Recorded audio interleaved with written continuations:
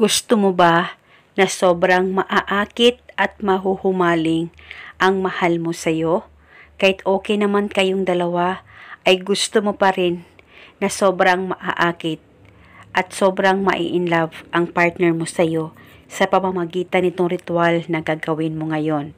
At pwede mo rin ito gawin kung kayong dalawa ay nagkamalabuan na sa isa't isa. Basta tiwala lang sa mga ganitong pamamaraan.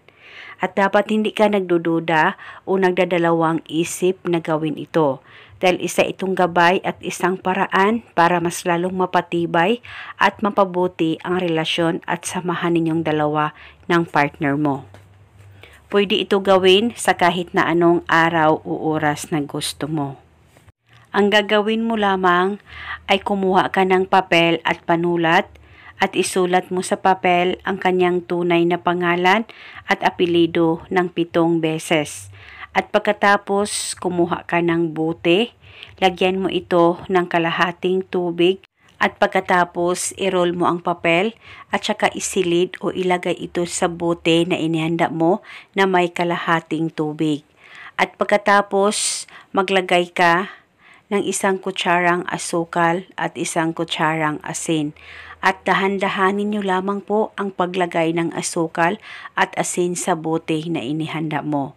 At pagkatapos mo nang malagay lahat, takpan ang bote at alugin kahit ilang alog, sabay banggit, pangalan at apelido niya. Ikaw ay sobrang maaakit at mahuhumaling sa akin palagi. Ibulong mo lamang ito ng 7 beses.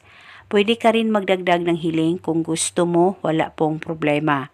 Ito'y napaka-epektibong ritual, basta tiwala lang, gawin sa mabuti at hilingin ng buong puso. At pagkatapos ay pwedeng dalhin ang ritual, pwede ring itago sa safe na walang makakakita at makakaalam. Pwede mo ito bulungan o alugin paminsan-minsan kung may time po kayo. At pwedeng itago itong ritual pang matagalan, depende po sa inyo. At ito muna sa ngayon, maraming salamat po sa panunood. May God bless us all.